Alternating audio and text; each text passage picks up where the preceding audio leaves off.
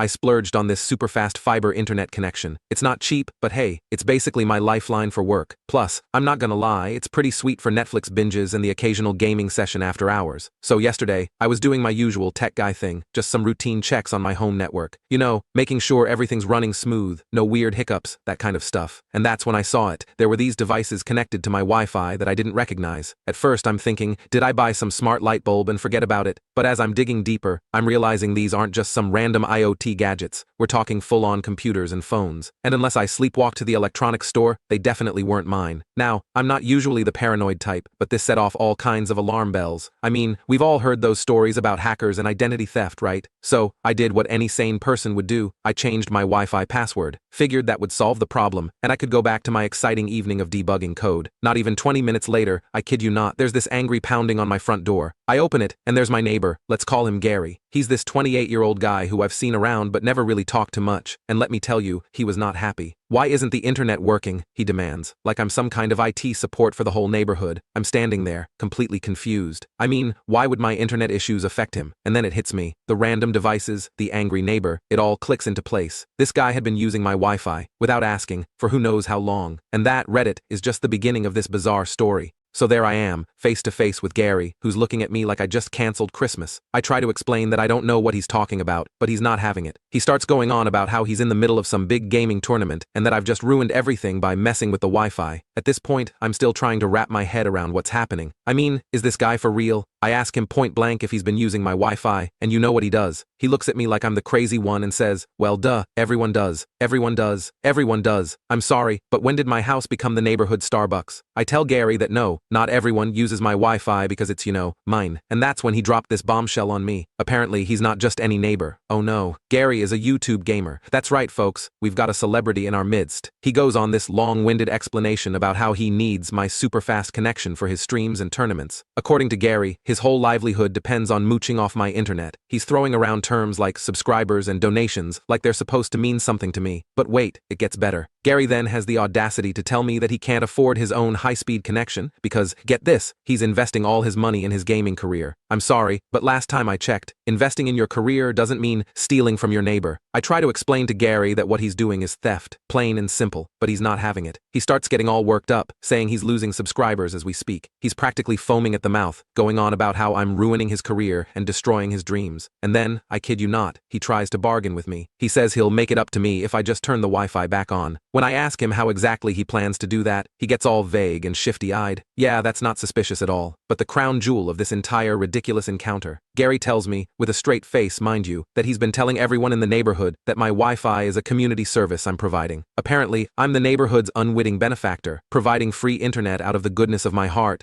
I'm standing there, trying to process this information, and all I can think is, am I being punked? Is Ashton Kutcher going to jump out from behind a bush any second now? But no, this is real life, my real life, and it's turned into some kind of twisted sitcom. I tell Gary in no uncertain terms that the free ride is over. I'm not turning my Wi-Fi back on for him. I'm not sharing my new password, and if I catch anyone else using my connection without permission, I'll be changing the password again. Gary stomps off like a toddler who's been told he can't have ice cream for dinner, muttering something about how I'm killing the community spirit and how his fans will be so disappointed. As if this whole situation wasn't bizarre enough, over the next few days, I start noticing other neighbors giving me the stink eye. Mrs. Johnson from across the street, who usually brings me cookies, suddenly can't seem to look me in the eye. The guy next door who I usually chat with while mowing the lawn is suddenly too busy to say hi. It dawns on me that Gary wasn't lying about one thing. He really had been telling people that my Wi-Fi was up for grabs, and now, apparently, I'm the bad guy for wanting to keep my own internet connection to myself. The audacity of these people is mind-boggling. I've started doing some digging, and it turns out that quite a few of my dear neighbors have been happily using my Wi-Fi for who knows how long. The teenager 2 doors down has been using it for her TikTok videos. The couple in the blue house have been streaming Netflix on it, and don't even get me started on the old guy at the end of the street who's apparently discovered online poker. It's like I've stumbled into some weird alternate reality where personal property doesn't exist and I'm suddenly responsible for everyone's internet needs. I half expect to wake up one morning and find someone set up a desk in my living room because they needed a quiet place to work. The whole situation has me questioning my sanity. Am I the crazy one here? Is this some new social norm that I missed the memo on? Thou shalt share thy Wi-Fi with thy neighbor and thy neighbor's third cousin twice removed. I'm standing my ground on this. I've changed all my passwords, beefed up my security, and I'm even thinking about naming my new network something passive-aggressive like, get your own damn Wi-Fi or nice try Gary. but I can't help wondering if I'm overreacting. I mean, yes, they were essentially stealing from me, and yes, Gary's entitlement is off the charts, but am I the asshole for cutting them off without warning? Should I have handed out flyers first? Attention neighbors, the free ride is over. Please redirect your mooching elsewhere. I'm just frustrated and a little betrayed. I've always tried to be a good neighbor. I keep my lawn mowed, I don't play loud music at night, and I even fostered Mrs. Johnson's cat when she went on vacation last year. And this is the thanks I get. A bunch of internet vampires sucking my bandwidth dry. So, Reddit, here I am, seeking your collective wisdom. Do I stand my ground and risk being known as the Wi-Fi Grinch? Do I cave and become the neighborhood's personal ISP? Or do I just put my house on the market and move somewhere where people understand the concept of personal property? I'm at my wit's end here, folks. My home network is secure, but my faith in humanity is shakier than a Zoom call on a dial-up connection. Any advice would be appreciated, even if it's just reassurance that I haven't accidentally stepped into an episode of Black Mirror. So what do you think, Reddit? Update. Holy cow, Reddit. You're not going to believe what just happened. So, it's been about a week since I changed my Wi-Fi password and became the neighborhood pariah. I thought things were finally calming down. Last night, I was sitting on my couch, enjoying some well-deserved me time with my secure Wi-Fi, when there was a knock at the door. No, scratch that. It's more like an angry mob pounding on my door. I open it, and there's Gary, looking like a wannabe revolutionary leader, with a group of neighbors behind him. Gary, in all his infinite wisdom, decided that the best way to handle this situation was to stage a Wi-Fi intervention. I kid you not. He starts going on about how I'm disrupting the harmony of the neighborhood and depriving people of a basic necessity. Basic necessity? I'm sorry, I must have missed the part where my Wi-Fi got classified as air or water. But wait, it gets better. Gary, our very own Che Guevara of the digital age, presents me with a petition, an actual honest-to-God petition, signed by half the neighborhood, demanding that I share my Wi-Fi for free. Apparently, I'm now running for the position of neighborhood Wi-Fi provider, a position I neither wanted nor knew existed. I tell Gary and his merry band of moochers that the answer is still no. I even offer to help them research affordable internet plans. But nope, they want my Wi-Fi or nothing. After a heated exchange that probably entertained any neighbors not in Gary's cult of free internet, they finally leave. I thought that was the end of it. The next morning, I woke up to find my front lawn looking like an abstract art piece. Someone had sprayed weed killer all over it, spelling out Wi-Fi miser in giant, dead grass letters. Real mature, Gary. But Gary wasn't done with his masterpiece. Oh no. My car was covered in sticky notes, each one with a badly drawn Wi-Fi symbol, and the piece de resistance. Someone had taped dozens of old routers and modems to my front door, creating some kind of weird techno wreath. That was the last straw. I called the police. Long story short, it turns out Gary isn't the criminal mastermind he thinks he is. My security cameras caught him in the act, along with a few of his cronies. The police were not amused by Gary's protest art. Now, Gary is facing charges for vandalism and trespassing. He's also on the hook for the cost of repairing my lawn, repainting my car, and my therapy bills. The cherry on top of this Wi-Fi sundae? The judge ordered Gary to pay for a year of my internet bills as part of the restitution. Oh, the irony. As for the rest of the neighbors, they've suddenly become very interested in their shoes whenever they see me. Funny how that works. So there you have it, Reddit. The great Wi-Fi war of 2023 has come to an end. Gary's dreams of communal internet are dead, much like the grass on my lawn. But hey, at least I'm getting free internet for a year. Silver linings, right? Thanks for all your support through this bizarre journey. Remember, folks, good fences make good neighbors, but good Wi-Fi passwords make even better ones.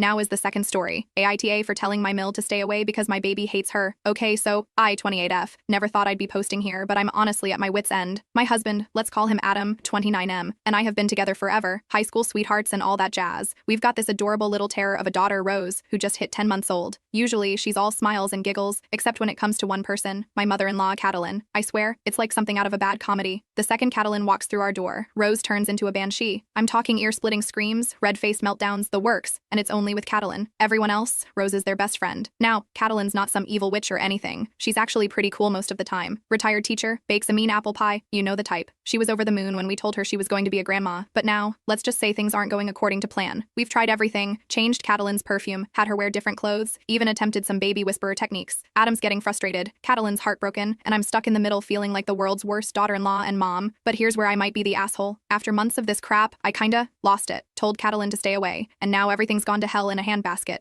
So, Reddit, am I the asshole here? Or am I just losing my mind? Help a sleep-deprived mom out. Alright, so let me paint you a picture of what we're dealing with here. Imagine the sweetest baby girl, all chubby cheeks and gummy smiles. That's my Rose, right up until Catalin shows up. Then it's like someone flipped a switch, and we're suddenly in the middle of a horror movie. I'm not exaggerating when I say Rose loses her tiny mind. We're talking full-on meltdowns that could probably be heard from space. And it's not just a quick cry, oh no, this goes on for the entire time Catalin's around, which, by the way, can be hours. Fun times, right? At first we thought maybe it was just stranger anxiety or something. But nope, Rose is totally chill with everyone else. She even loves my dad, who's got this huge bushy beard that'd scare most kids. But Catalin? Instant waterworks. We've tried everything short of an exorcism at this point. Changed Catalin's perfume? Check. Had her wear different clothes? Yup. Even tried having her sneak in while Rose was napping. The second Rose opened her eyes, boom, screaming bloody murder. Adam's starting to lose it. He keeps saying we need to fix this, like it's a leaky faucet or something. His brilliant idea? Have Catalin come over more. Because clearly, what this situation needs is more screaming. I get where he's coming from. I really do. He wants his mom and daughter to bond. But at this point, I'm pretty sure we're traumatizing both of them. And let's be real, my eardrums can only take so much abuse. My mom flew in from out of state last month, and Rose was practically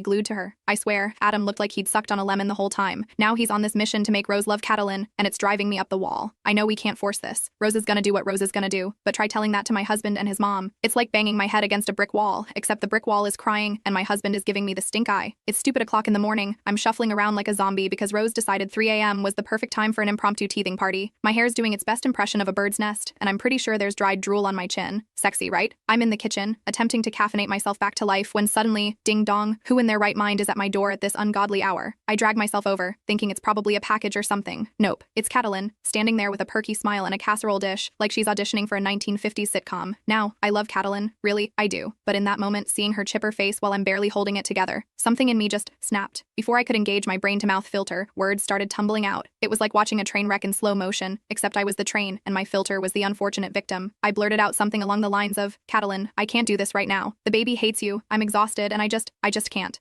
The look on her face? Imagine someone told you that Santa isn't real, your dog ran away, and you've got spinach in your teeth, all at once. That was Catalin's expression. She just stood there, casserole dish slowly drooping in her hands, looking like I'd slapped her with a wet fish. Before I could backpedal or explain, she turned and practically sprinted back to her car. The last thing I saw was the casserole dish wobbling precariously as she peeled out of our driveway like she was auditioning for Fast and Furious, Grandma Edition. I stood there for a solid minute, door still open, wondering if I'd hallucinated the whole thing. But nope, the lingering scent of Catalin's signature perfume confirmed it was all too real. Fast forward a few hours, and my phone starts blowing up like it's the end times. Turns out Catalin had gone straight to Adam's workplace, because nothing says I'm upset like ambushing your son at his job, right? She'd given him a tearful, slightly melodramatic account of how I'd basically told her she was persona non grata in our house and that her grandbaby hated her guts. Now, was that exactly what I said? No. Was it kind of the gist? Maybe. But context is everything, people. Adam comes home early, steam practically coming out of his ears. I swear, if this were a cartoon, his face would have been beet red with one of those angry vein thingies popping out. He starts in on me before he's even fully through the door, going on about how I've crushed his mother's soul and probably given her PTSD or something. I try to explain, I really do. I tell him about the sleep deprivation, the constant screaming, how I'm at my wit's end. But Adam's not having it. He's all, that's my mother, and how could you be so insensitive? Meanwhile, I'm standing there thinking, dude, have you even been present for the last 10 months? He starts throwing around words like cruel and heartless. Me, the woman who's been dealing with a baby who turns into the exorcist kid every time grandma comes around. The irony is so thick you could spread it on toast. And it doesn't stop there. Oh no, because why would the universe give me a break? Suddenly, I'm getting passive-aggressive texts from Adam's sisters. Apparently, in the family grapevine game of telephone, I've gone from sleep-deprived mom at her wit's end to some kind of baby-hoarding monster.